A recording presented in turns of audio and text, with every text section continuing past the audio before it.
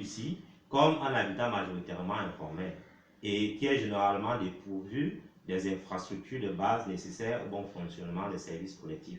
Il faut noter ici que plus de 80% de l'habitat à Kinshasa est occupé par ce type d'habitat populaire.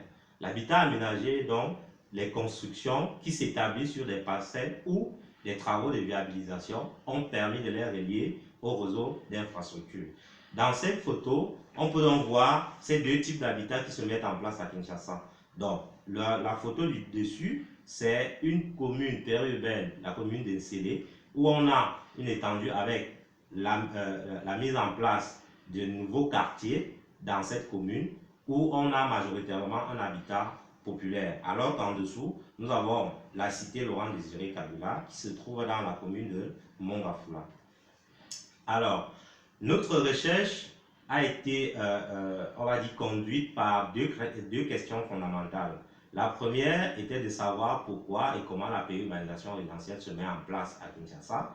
Et la deuxième question est de savoir comment la périurbanisation résidentielle impacte-t-elle donc l'efficacité urbaine de la ville de Kinshasa. Et donc, la structure qui est ci-dessous, c'est ça qui a été suivi et qui sera également suivi ici. Mais avant d'y arriver, il faut dire que notre travail a suivi une approche systémique parce que l'utilisation du sol dans le contexte de la périurbanisation et de l'efficacité urbaine entraîne des multi-acteurs dans l'intervention en termes d'aménagement, en termes de planification.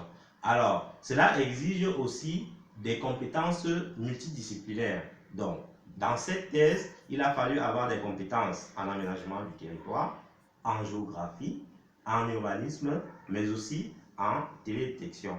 Alors, pour opérationnaliser notre démarche, nous avons élaboré ce que nous avons appelé une grille d'évaluation de l'efficacité urbaine, avec l'efficacité urbaine entendue comme un usage optimal de la ressource foncière en milieu urbain, c'est-à-dire un concept qui tend vers un idéal en matière d'organisation du territoire pour atteindre des effets souhaités sur le triple volet social, économique et environnemental. L'objectif ici de l'efficacité urbaine est d'aboutir à une ville intégrée, inclusive et durable. Alors, notre grille d'efficacité urbaine a été structurée en 3 niveaux, comme je l'ai dit tantôt. Donc, on a des dimensions, des composantes, mais aussi des indicateurs. En termes de dimensions, nous sommes limités à 2, mais on pouvait en déterminer plusieurs. Donc ici, on a la dimension spatiale, mais aussi la dimension socio-économique. En termes de composantes, nous nous sommes limités sur la composante du sol, le transport ou la mobilité et les services collectifs.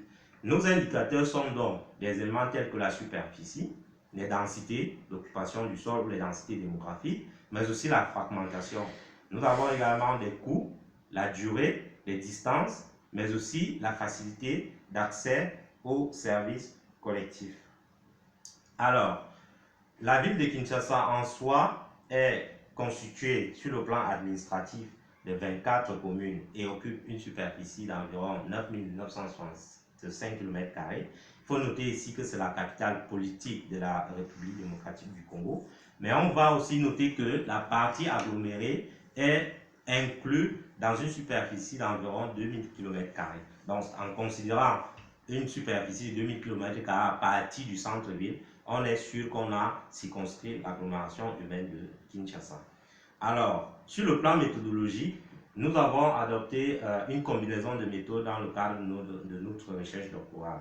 Et en termes donc des méthodes spécifiques, on a une analyse de la dynamique urbaine qui a été faite en utilisant des techniques de classification d'image usuelle. Ensuite, comme autre méthode, pour l'analyse de l'habitat populaire, nous avons opté plutôt pour des enquêtes de terrain. Et là, il a fallu d'abord structurer la ville, ou alors la découper.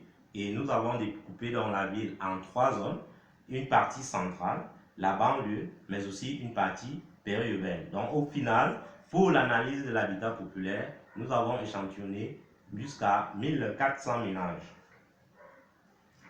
En termes d'habitat aménagé, nous avons focalisé nos travaux sur la production immobilière récente, c'est-à-dire la production immobilière mise en place après les années 2000. Et ici, l'étude a concerné aussi toute la ville, où nous avons identifié les différents secteurs où pourraient se localiser ces différentes cités, avec comme information recherchée une localisation avec des GPS, des caractéristiques immobilières, mais aussi des modes de coordination. Alors, les informations ici sont à deux niveaux.